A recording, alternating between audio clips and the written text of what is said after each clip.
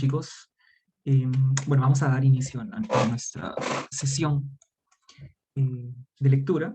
Eh, bueno, en esta noche se suponía que íbamos a hacer la exposición con Cristian, pero bueno, ha tenido un percance, no ha podido estar, así que en su reemplazo está el gran Eric Levano.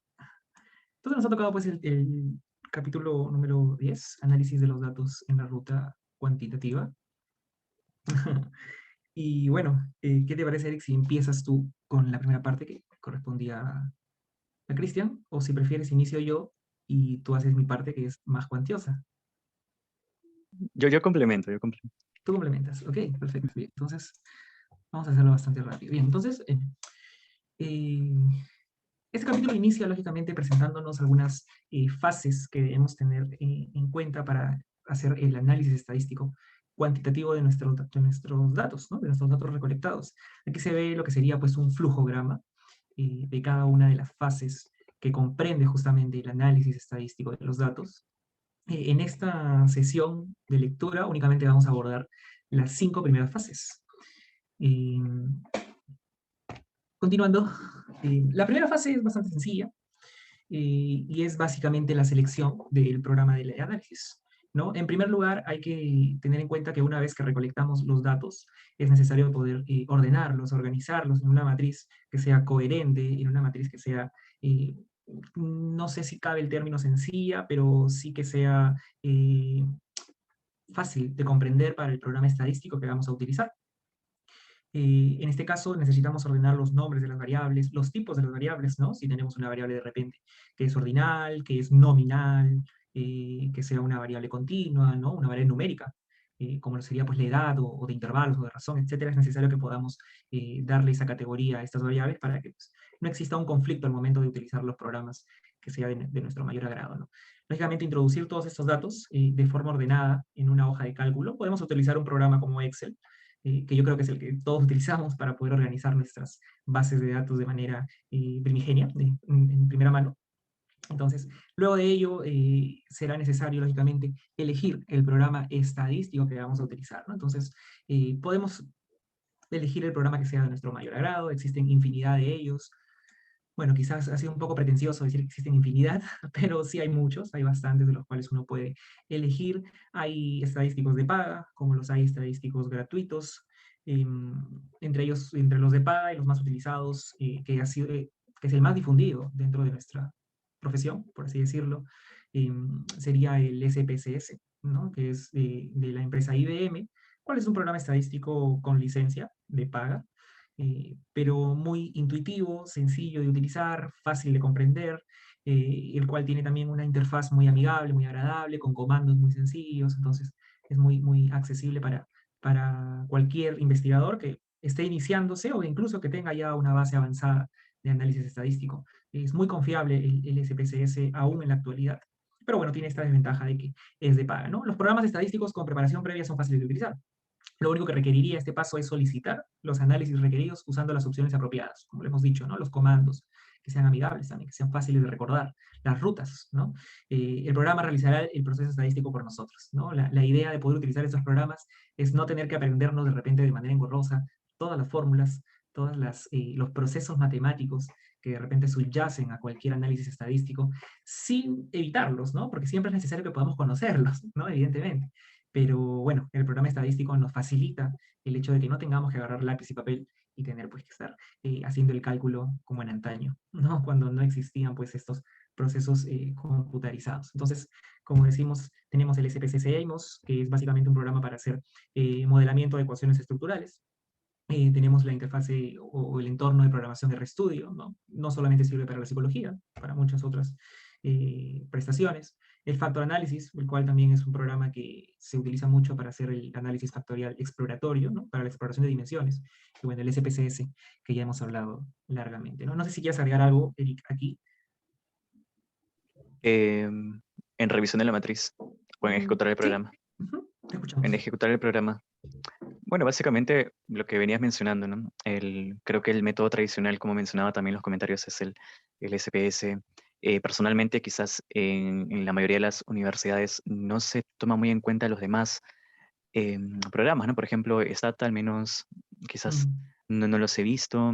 Factor me parece que sí, ¿no? Y eso, Ujú, o RStudio también, que bueno, que ahora está muy en boga de todos, mm, lo cual viene bien, ¿no? Siempre viene bien conocer estos procedimientos más actualizados y sobre todo novedosos en la forma de poder realizar todos estos ujú. procedimientos correspondientes al análisis psicométrico, al análisis de correlaciones, las correlaciones parciales también, e infinidad, ¿no? Porque no únicamente, bueno, nosotros como estudiamos psicología lo estamos relacionando en estos ámbitos, pero sirven también desde otros, para otros procedimientos, ¿no? En este caso Claro, las redes neuronales con R, un montón, no creo que no sí, tengo mucho conocimiento, pero sí. sí es amigable también la forma en cómo lo puedas manejar Ujú. cada, es- cada programa, ¿no? Sí, y es interesante lo que mencionas hace un momento acerca de los programas que existen y las diferentes prestaciones o aplicaciones que te pueden dar muchos de ellos, ¿no? Hay incluso programas que son mucho más avanzados, por así decirlo, como por ejemplo el Python o Python, como lo quieran pronunciar, o quizá también M+, ¿no? Que son programas que son un poco más avanzados, em, quizá no de fácil comprensión, pero bueno, por algo se inicia y luego uno puede ir avanzando y ir migrando estos programas que sin duda pues también nos otorgan eh, resultados mucho más robustos, ¿no? Esta palabra tan solicita en el vocabulario psicométrico, ¿no? Es la robustez de los resultados. Entonces, sí, es importante que podamos conocer los programas y qué tipo de beneficios nos otorgan y qué ventajas tiene uno sobre el otro, ¿no? Eh, yo creo que más que medir las desventajas, hay que medir las ventajas, ¿no? Porque pues todos los programas son ventajosos, todos los programas sirven para algo y nos van a sacar de un apuro en algún momento. Entonces, no es que tengan desventajas, pero sin duda alguna unos pueden ser eh, más funcionales que otros, ¿no? Entonces, es importante poder elegir el programa estadístico que estamos, eh, que queremos, que vamos a utilizar y que nos va a ser útil para la medición o para la obtención de nuestros resultados. Bueno, ya llegó Cristian, no sé si Cristian desde aquí quisiera continuar hasta el punto que él pudo trabajar. Ah, Sí. bueno, más bien, gracias por el pasenso. Lamento la tardanza a todos. Una disculpa a todos y con perspectivas. Y bueno, en esta fase 3 así como ya habíamos hablado, aparte de, bueno, de ejecutar el programa estadístico acorde a cada necesidad, ¿no? De lo que nosotros queramos investigar, también es necesario revisar en sí la matriz que tenemos. Bueno, ya sea en Excel o en SPSS, ¿no? O incluso usar esa matriz ya en otros programas más avanzados, como dijo Enzo en Python, RStudio, Factor y demás, ¿no? También es importante, por ejemplo, hacer una revisión de la matriz porque si tú haces por ejemplo, si tú haces un análisis estadístico en uno de estos programas, es muy importante que puede que te salgan buenos datos, puede que te salgan incluso malos datos y quizás esta sea la información que tú consideres real bueno, dentro de las hipótesis que tú quieras comprobar. Pero si tú no haces una revisión de la matriz, solamente un error basta o algún dato que haya cambiado para que haga inválido bueno, todo lo que tú quieras decir, ¿no? Estadísticamente, y que obviamente también va a hacer de que tanto cualquier programa, sea el SPS o cualquier programa, pues no funcione de la forma correcta. Yo creo que todos los que usan RStudio se van a dar cuenta de que un error en alguna letra o algún dato, pues obviamente va a hacer de que incluso el programa no se llegue a ejecutar. O en el SPS obviamente va a omitir el error y pues solamente te va a dar malos datos, ¿no? Entonces, hacer una revisión de la matriz yo creo que es importante y también saber ordenar los datos y tener en cuenta estas dos diferencias de variables, ¿no? Por ejemplo, está la variable de la matriz de datos y la variable de investigación. Por ejemplo, en la variable de la matriz de datos son columnas constituidas por ítems, ¿no? Por ejemplo, si estamos hablando, por ejemplo, de alguna variable que sea, no sé, depresión, obviamente, para poder medir la depresión va a depender de quizás el instrumento que se use. Por ejemplo, 10 ítems, entonces por columna se van a constituir, por ejemplo, pregunta uno, las respuestas, pregunta 2, las respuestas y demás, y es de esa forma en la que se debe de distribuir bien la variable dentro de la matriz de datos. Y bueno, ya dentro de la investigación, bueno, ya las variables de investigación vendría a ser propiamente la depresión, ¿no? Y que obviamente son las propiedades medidas y que forman parte de las hipótesis o que se pretenden describir. O sea, no es como que algo que pongas dentro de la matriz de datos directamente, ¿no? Entonces es importante hacer esta revisión. Y bueno, esta justo era la parte de eso. Ok, vuelvo. Bueno, gracias, Cristian. Bueno, vamos a continuar. Hemos visto las tres primeras fases para el análisis de nuestros datos, la importancia de poder tener una matriz ordenada, la importancia de repente de saber elegir el programa estadístico que más utilidad nos va a generar. Y bueno, una vez hecho o logrado todo esto, pasamos a una cuarta fase, eh, en la cual pues consiste en evaluar la confiabilidad y la validez lograda o alcanzada por el instrumento de medida. En primer lugar, vamos a hablar acerca de la confiabilidad y digamos los distintos tipos o los distintos métodos para obtenerla, ¿no? Y es importante comprender que la confiabilidad se tiene que evaluar para todo el instrumento. Eh, bueno, si el instrumento tiene dimensiones, ¿no? Hay que analizar cada una de las dimensiones o los factores, y luego pues una confiabilidad respecto a la escala total, solamente si estos factores se pueden sumar, ¿no? Si son sumatorios y de alguna forma pues tienen una relación. Conocemos de que hay escalas que se componen de alguna manera por dos o más, inclusive escalas o subescalas, que quizá de repente no estén tan relacionadas entre sí, o que sean inclusive muy divergentes, ¿no? O convergentes, divergentes, perdón, ¿no? Entonces, es importante reconocer eso, ¿no? Que nuestras dimensiones sean dimensiones asociadas para poder determinar un coeficiente total de la escala, ¿no? La confiabilidad se mide mediante coeficientes, ¿no? Son indicadores, son valores que expresan la intercorrelación o la consistencia entre los distintos ítems. Los coeficientes de confiabilidad, todos pueden estar entre 0 y 1, ¿no? Nunca vamos a encontrar un coeficiente de confiabilidad de 1.5, de 7.8, ¿no? Es importante saber eso. Y también deben tener, pues, a considerar justamente que existen diferentes tipos de coeficientes de confiabilidad, ¿no? El primero que se explica sería pues la medida de estabilidad, también conocido como la confiabilidad por test retes. Básicamente esta confiabilidad es un coeficiente de correlación, ¿no? Lo podemos medir mediante nuestro coeficiente Pearson o mediante nuestro coeficiente Spearman, ¿no? O Kendall, para pruebas no paramétricas. ¿En qué consiste? Vamos a aplicar un mismo instrumento dos o más veces a un mismo grupo de casos, de participantes, después de un cierto periodo, ¿no? Realizamos la primera aplicación, dejamos un intervalo, un intervalo de tiempo, y aplicamos nuevamente la prueba, ¿no? Y así podríamos incluso aplicar más veces con intervalos coherentes, lógicamente, para poder obtener una correlación de las puntuaciones obtenidas. Y bueno, a mayor sea la correlación, lógicamente positiva directa, pues significa que el cuestionario tiene o posee confiabilidad mediante este método, ¿no? Es importante considerar el periodo entre las mediciones. Se sabe que periodos largos con variables que son susceptibles pueden generar cambios en las puntuaciones, justamente debido a la susceptibilidad, ¿no? de las variables, ¿no? Que pueden ser pues transformadas o cambiadas según el contexto que se desarrolle la persona.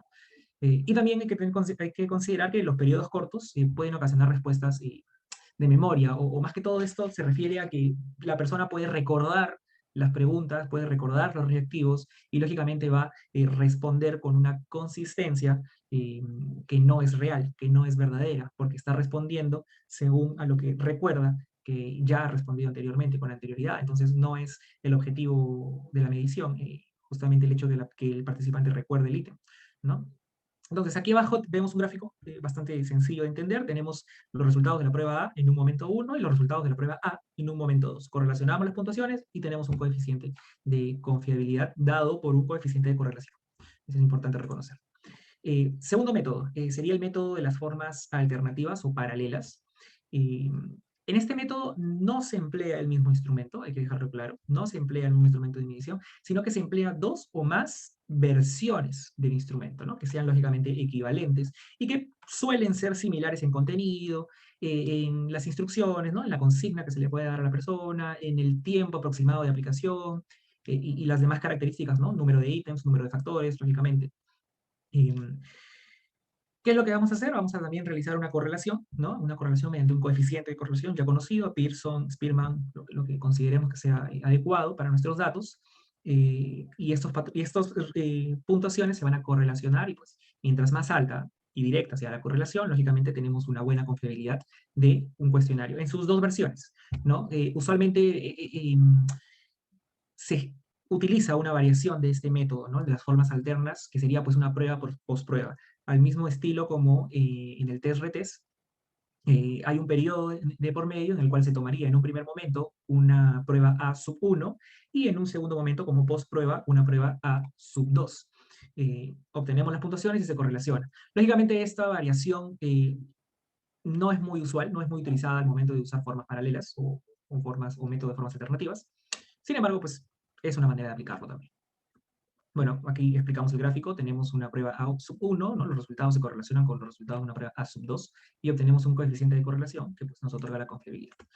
El siguiente método sería el método por mitades, partidas. En este método es necesario una sola aplicación del instrumento. El conjunto total de los ítems se va a dividir en dos mitades equivalentes y se van a comparar las puntuaciones obtenidas o los resultados de ambas mediante una correlación. Al igual, como podemos observar, los tres métodos que estamos viendo hasta ahora son correlaciones, ¿no? Son vienen derivados de las correlaciones, de relacionar puntuaciones.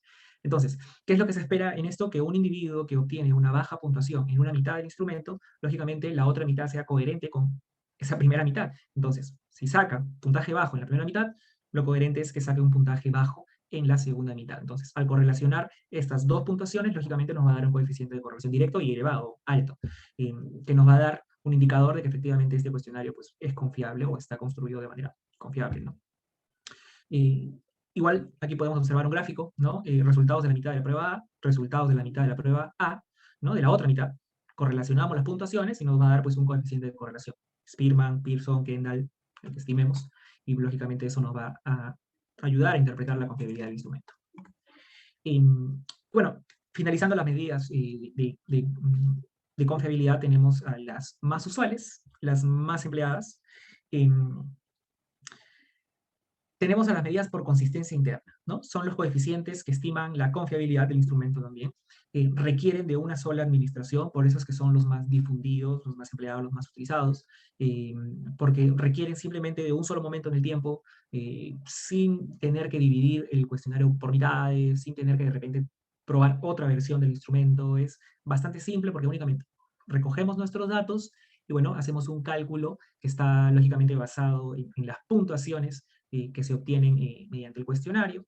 Los más usuales, los más convencionales, serían el KR20 o el KR21 para ítems dicotómicos, y bueno, el que ya todos conocemos y está ampliamente difundido, el famoso alfa, ¿no? Alfa de Cronbach, que no está bien decirle alfa de Cronbach, ya saben. También, bueno, es importante reconocer que los valores, o mejor dicho, no existe una regla, no existe una regla que indique un valor adecuado, óptimo para una correcta fiabilidad. Sin embargo, la literatura nos habla de que valores entre .70 y .90 pues, son muy bien aceptados, bastante adecuados para poder determinar que nuestro instrumento cuenta con una buena confiabilidad. Algo que es importante mencionar es que si nuestros coeficientes son mayores de .90, nos puede indicar una redundancia de ítems. Entonces habría que revisar mediante otros métodos dónde se encontraría esta redundancia de ítems para posteriormente pues, proceder a eliminarlos y generar de repente una versión más consistente y más inclusive corta del instrumento que estamos utilizando, ¿no? Bueno, por fines simplemente aplicativos, ¿no? Ya sabemos que instrumentos cortos no siempre miden mejor la variable, pero bueno, son más recomendables, ¿no? Finalizando el tema de la confiabilidad, tenemos dos apartados muy interesantes, que sería pues la correlación ítem-escala, también conocida como correlación ítem-test o ítem total, ¿no? Hay muchas maneras de conocerla. Bueno, esta correlación básicamente representa la vinculación del ítem con la escala. Algunos autores, bueno, esto no se menciona en el libro, pero lo agregamos, algunos autores hablan de que la correlación ítem-escala es un indicador de discriminación también del ítem, ¿no? ¿Por qué? Porque, bueno, básicamente está basado en una correlación directa, ¿no? Entre un ítem con la totalidad de las puntuaciones obtenidas en el cuestionario, en el test.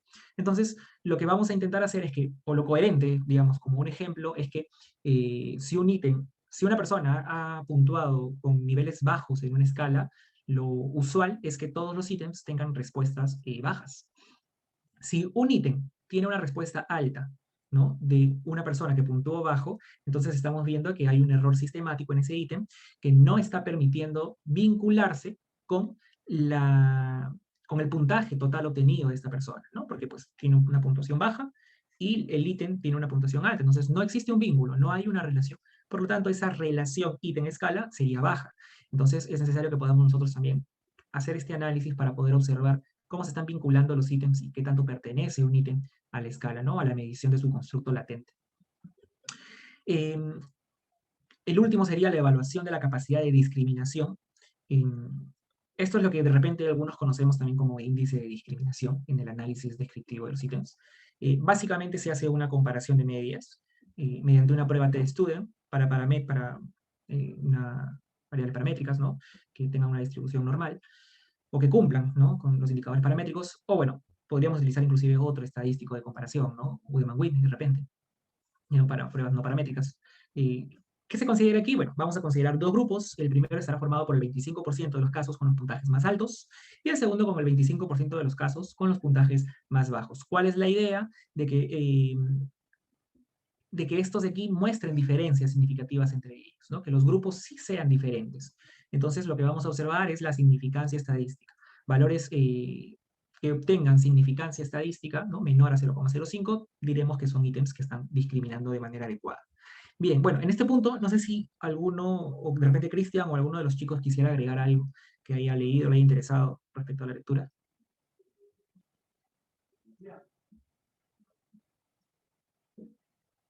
Ahí, bien. Bien, entonces vamos a continuar. Hemos hablado de la confiabilidad y ahora vamos a hablar acerca de la validez. En primer lugar, ya se ha visto en anteriores presentaciones que se ha hablado acerca de la validez de contenido, ¿no? Que es una validez pues, que se obtiene mediante el recojo de las opiniones de un grupo, un comité de expertos en la variable que estamos estudiando, ¿no? Que nos dan sus impresiones acerca de la redacción del ítem, el campo semántico del ítem, inclusive, la pertinencia, ¿no? Si el ítem es claro, etcétera, y realmente evalúa. Entonces, esa es una forma de hallar validez, ¿no? En una forma cualitativa del ítem, ¿no? Pero existen también métodos cuantitativos para hallar validez de nuestros instrumentos, ¿no? Uno de ellos sería, pues, la validez de criterio. Aquí en el libro lo menciona validez de criterio, y es importante hacer esta reparación, porque si ustedes consultan los estándares de publicaciones de la PA, podemos encontrar que allí pues, se llama validez basada en relaciones con otras variables, y nos habla básicamente de la relación convergente y una relación discriminante, ¿no? Pero, ¿qué es entonces, no? ¿A qué se refiere la validez de criterio? ¿No? Esta validez de criterio se va a producir cuando correlacionamos las puntuaciones de los participantes con otras puntuaciones obtenidas de los mismos participantes en una prueba adicional que funciona como un criterio. ¿Ok? Estas pruebas básicamente son teóricamente similares, ¿no? Y ahí vemos lo que sería pues la convergencia, ¿no? Lo que nos estaría hablando el libro de los estándares de publicaciones. O en todo caso podrían ser muy diferentes, ¿no? Y ahí estaríamos hablando de la validez discriminante basado en relaciones con otras variables. Dentro del libro, validez de criterio.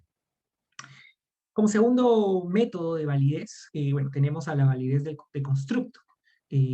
No se habla mucho de esto, a pesar de que es un tema bastante amplio, bastante extenso de estudiar, pero la validez de constructo básicamente se obtiene mediante el análisis de factores, ¿no? Realizamos un análisis de factores, el que deseemos, ya sea factorial confirmatorio, análisis de componentes principales, confirmatorio, etcétera, ¿no? ¿Qué es lo que qué vamos a lograr con este análisis de factores? Bueno, nos va a indicar la cantidad de dimensiones y qué ítems pertenecen a cada dimensión. Sí es importante entender de que pues a simple vista, vamos a decirlo, a un primer acercamiento, estos métodos o estos procesos resultan muy complejos, muy borrosos, muy difíciles de entender por toda la carga estadística que los circunscribe, ¿no? Que subyace a estos métodos. Tenemos que aprendernos un poco el tema de los índices de ajuste, quizá de repente mucha nomenclatura psicológica que es compleja, es complicada, pero algo que también es bastante importante recalcar es que la interpretación de estos indicadores es bastante sencilla, ¿no? Se trata únicamente pues, de poder interpretar la cantidad de factores, qué ítems pertenecen a cada dimensión, etcétera, ¿no? Es bastante sencilla la interpretación en cuanto a los métodos de análisis de factores. Bien, ahora vamos a pasar a la fase 5. Acabamos de ver la fase 3, que era pues, el análisis de la validez y la confiabilidad de nuestro instrumento, de nuestra escala. Y ahora vamos a pasar a la fase 5, que pues, sería la fase de la exploración de los datos, concretamente ya al análisis que sería la obtención de nuestros propios resultados, de cómo tenemos que de repente interpretarlos, de qué es lo que vamos a presentar, etc., ¿no? Entonces, en un primer momento tenemos que explorar los datos de forma descriptiva, ¿no? Es importantísimo describir los valores que hemos obtenido. Para ello vamos a hacer uso de la estadística descriptiva para cada variable. La estadística descriptiva pues es una rama de la estadística, ¿no? Que busca lógicamente explicar datos mediante gráficos, mediante valores porcentuales, o valores netamente explicativos de posición, de tendencias, etcétera, de una variable, ¿no? Entonces, en primer lugar tenemos a las tablas de distribución de frecuencias, ¿no? ¿Qué sería una distribución de frecuencias? Bueno, es un conjunto de puntuaciones con respecto a una variable, ¿no? Que están ordenadas en sus respectivas categorías, ¿no? Y generalmente se presentan como una tabla.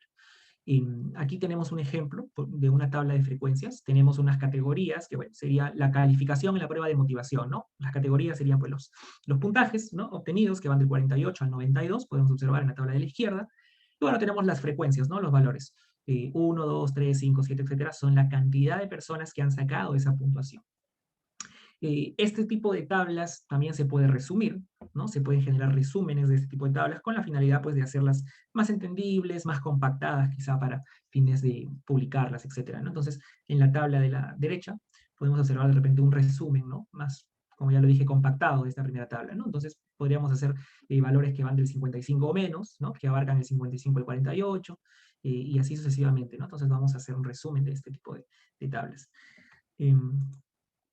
Ok, antes de pasar a lo siguiente, sin duda alguna, pues este tipo de tablas de frecuencias pueden contener otro tipo de contenidos, ¿no? Como por ejemplo los porcentajes para cada frecuencia, los valores perdidos, el porcentaje acumulado, etcétera, ¿no? Entonces, según lo que nosotros decidamos presentar o lo que nos sea útil, tendríamos que construir nuestra tabla de distribución de frecuencias, que sí es importante siempre declarar, ¿no? Bien, continuando entonces, en la estadística descriptiva tenemos a las medidas de tendencia central. En primer lugar, tenemos a la moda, ¿no? Básicamente la moda sería la categoría o la puntuación que ocurre con mayor frecuencia. Entendamos que la moda se utiliza en todos los niveles de medición, ordinal, nominal, de razón, intervalo, sin ningún tipo de distinción. Luego tenemos a la mediana, sería pues el valor que divide, ¿no? a nuestra distribución, que divide a nuestros participantes, o la escala, ¿no? Que estamos hablando, exactamente por la mitad, ¿no? ¿Qué quiere decir esto? Que bueno, tenemos un punto que sería la mediana, ¿no? Hacia el lado derecho de la mediana estaría el 50% de nuestra distribución, y hacia la izquierda de la mediana estaría pues el otro 50% restante. Es el punto medio, ¿no? Constituye una medida de tendencia central propia de los niveles de medición ordinal por intervalos y de razón. Es importante que podamos entender que resultaría inútil presentar una mediana con variables nominales, porque pues las variables nominales no tienen jerarquías, ¿no? No hay noción de arriba abajo, menor mayor, etc. Entonces, al no ser de esta forma, pues es inútil presentar una mediana. Y bueno, tenemos también a la media, es la medida de tendencia central sin duda alguna más utilizada. ¿Por qué no decirlo también? Una de las más importantes. Y puede lógicamente definirse, o se define básicamente como el promedio aritmético de una distribución, ¿no? Es la sumatoria de todos los factores dividido entre la cantidad de factores, ¿no? Se debe utilizar la media en medidas de intervalo de razón. No se recomienda su uso, o mejor dicho, no habría motivo para usarlo en medidas ordinales o nominales. Sin embargo, sabemos que nosotros sí empleamos la media para dar explicaciones a datos ordinales, ¿no? Cuando hacemos nuestras frecuencias de, digamos, un análisis estadístico descriptivo de ítems, sí utilizamos la media para dar un indicador a los datos ordinales que responderían a la escala Likert, vamos a llamarlo, de nuestro instrumento. Entonces, el libro es muy enfático al decir que no se utiliza para ordinales, pero en la práctica sabemos que bien pueden ser utilizados, ¿no? Entonces, además de las medidas de tendencia central, tendríamos nosotros las medidas de variabilidad. Son también bastante sencillas de entender. Tenemos en primer lugar el rango, que es también denominado recorrido, y básicamente es la diferencia entre la puntuación superior y la puntuación inferior, ¿no? Si tuviésemos que de repente calcular el rango de una distribución, de una población, unos participantes con edades que van desde 30 hasta 17, simplemente tendríamos que hacer la resta, ¿no? 17 entre 30, entonces 17 menos 30, perdón, o 30 menos 17, saldría pues una resta de 13, y nuestro rango es ese, 13. ¿No? Sirve también para poder definir o para poder identificar cuál es el mínimo y cuál es el máximo, ¿no? Cuál es la diferencia entre el mínimo y el máximo valor de nuestra distribución. Es un dato importante, nos ayuda a describir nuestra muestra, pero bueno, su utilidad puede ser ampliamente debatida. La desviación estándar o desviación típica. Este concepto es algo también, digamos, complejo, cuesta a veces entenderlo a muchas personas que de repente no se familiarizan mucho con estadística, pero es tan sencillo como comprender que se trata de qué tanto se desvían los datos de la media en promedio. ¿Ok? Es decir, es el promedio de desviación de las puntuaciones de la muestra respecto a la media, respecto al promedio calculado. Básicamente es una evaluación de cómo se están alejando los puntajes respecto a la media. ¿Ok? Y bueno, la varianza es la desviación estándar elevada al cuadrado, ¿no? O mejor dicho, la desviación estándar sería la raíz cuadrada de la varianza, ¿no? Entonces, esta es una medida importantísima también para diversos métodos estadísticos, debido a que muchos de ellos se descomponen básicamente en el análisis de la varianza o están justamente basados en la varianza, ¿no? Por ejemplo, el análisis de correlaciones. Sabemos que el análisis de correlaciones está basado en la varianza. De repente también los análisis factoriales, ¿no? Los análisis factoriales exploratorios que están basados también en el análisis de varianza, como por ejemplo el análisis de las comunalidades, que son básicamente varianza, o explicaciones basadas en la varianza. O, por ejemplo, los análisis de confiabilidad, que también, ¿no? Tiene mucho que ver con el tema de la varianza. Entonces, es una medida importantísima, ¿no? Para fines estadísticos, para métodos estadísticos, pero para fines de estadística descriptiva, para explicación de medidas de variabilidad, lógicamente es más recomendable utilizar la desviación estándar en lugar de la varianza. Aquí abajo he colocado las dos fórmulas para que se entienda muy bien. La primera sería la desviación estándar, ¿no? Y la segunda sería la varianza. Tenemos pues que la varianza pues es la desviación estándar elevada al cuadrado, ¿no? Muy bien. Ya para finalizar, tenemos algunas otras medidas que se analizan en la estadística descriptiva. Estas dos serían la simetría y la kurtosis. La primera, la simetría, es una medida necesaria para poder conocer cuánto se parece nuestra distribución a una distribución normal, ¿no? Teóricamente llamada curva normal o curva gaussiana. La asimetría es un valor, digamos, horizontal, ¿no? Nos va a medir la distribución horizontal, la horizontalidad de los datos. Y asimetrías de cero indicarían que la curva es simétrica, ¿no? La misma pendiente, vamos a llamarlo así, para la derecha como para la izquierda, ¿no? Siempre es importante que reconozcamos la media, la importancia de la media en estos valores. Una simetría positiva indica que hay más valores agrupados hacia la izquierda, ¿no? Que están por debajo de la media, y una asimetría negativa indica que habría más valores agrupados hacia la derecha, por encima de la media calculada. Luego tenemos la kurtosis, la cual indica la planitud o lo picudo que pueden llegar a ser la distribución de nuestros datos, ¿no? Que es la curva. Kurtosis de cero indicaría normalidad, ¿no? Al igual que la simetría. Una kurtosis positiva indica una elevación por acumulación de datos, ¿no? Mientras más elevada, mientras más grande sea la kurtosis en número y positiva, significa que pues tendremos datos más elevados, más acumulados. Y una kurtosis negativa indicaría pues una mayor planitud de la curva. Bueno, tenemos incluso otros indicadores descriptivos como lo podrían ser de repente las puntuaciones Z, ¿no? Que serían básicamente una transformación de unas puntuaciones basadas en la desviación estándar, útiles para comprender qué tanto un valor se está alejando de la media, ¿no? Básicamente sirve de utilidad únicamente, bueno, no únicamente, ¿no? Es muy útil para poder conocer justamente estos valores atípicos que se puedan estar presentando en nuestra distribución o en los participantes, o las puntuaciones que están obteniendo en nuestro instrumento. Bueno, eso sería todo. Muchas gracias. No sé